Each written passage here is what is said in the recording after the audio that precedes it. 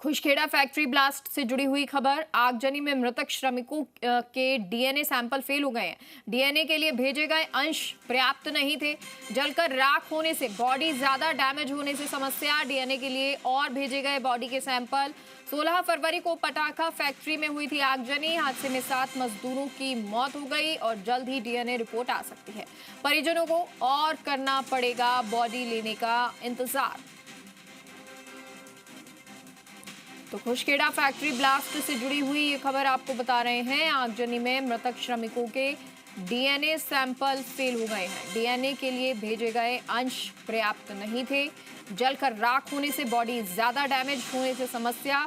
और डीएनए के लिए और भेजे गए बॉडी के सैंपल। 16 फरवरी को पटाखा फैक्ट्री में आगजनी हुई थी, तो हादसे में 7 मजदूरों की मौत हो गई। ऐसे में अब डीएनए रिपोर्ट जल्दी आ सकती है। परिजनों को अब बॉडी लेने का इंतजार थोड़ा और करना पड़ेगा। कुलदीप हमारे साथ इस खबर पर जुड़ गए हैं। कुलदीप, डीएनए के जो अंश भेजे वो पर्याप्त नहीं थे, अब दोबारा से ये अंश भेजे जाएंगे, परिजनों को इंतजार करना होगा, क्या कुछ जानकारी? बिल्कुल देखिए मेगा, जैसे कि पटाखा फैक्ट्री में जब आगजनी हुई थी जिसमें 7 श्रमिकों की मौत हुई थी। बॉडी बिल्कुल डिकम्पोज हो चुकी थी, बॉडी बिल्कुल कम्प्लीटली खत्म हो चुकी थी क्योंकि बॉडी जल से राख में तब्दील हो गई थी।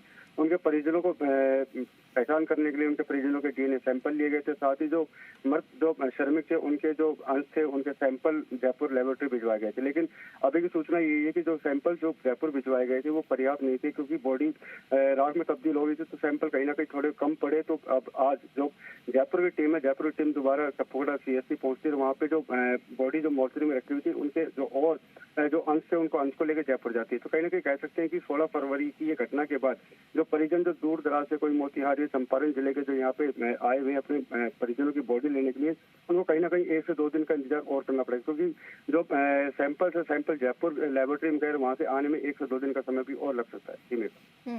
यानी कुलदीप, ये माने कि अभी दोबारा जो अंश भेजे जाएंगे उसके बाद 1-2 दिन का इंतजार और करना पड़ेगा?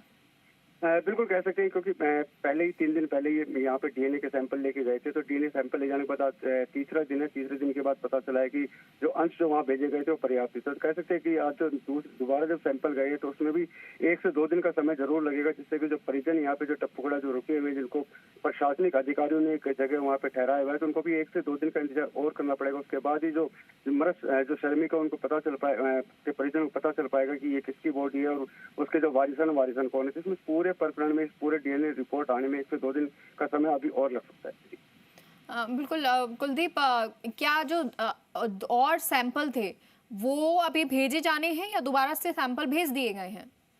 बिल्कुल, अगर बात करें सैंपल भेजने की तो जयपुर से टीम आई थी। जयपुर की जो लेबोरेटरी की टीम थी जो कि डीएनए सैंपल की जो रिपोर्ट तैयार करती है, वो खुद यहाँ टप्पूगढ़ा सीएससी पहुंची थी। टप्पूगढ़ा सीएससी पहुंचने के बाद उन्होंने खुद अपने हाथ से इस बार जो सैंपल है सैंपल कलेक्ट किया। कह सकते हैं जो बॉडी के जो अंश थे, जैसे कि अगर हम हड्डी की बात करें, क्योंकि बॉडी बिल्कुल डिकम्पोज हो चुकी थी, तो उसके अंदर जो और जो पर्याप्त जो अंश थे, जैसे हड्डी हो या जो बॉडी का पार्ट है, उन बॉडी का पार्ट को लेकर खुद जो जयपुर की टीम थी, वो जयपुर की टीम इस समय रवाना हुई है। और जयपुर जाने के बाद जो उनकी जो लेबोरेटरी है वहाँ पे ही उनके जो डीएनए की रिपोर्ट है, उस रिपोर्ट के बाद ही स्पष्ट हो पाएगा कि ये बॉडी आखिर में किसकी थी। ठीक है कुलदीप, शुक्रिया आपका जानकारी के लिए।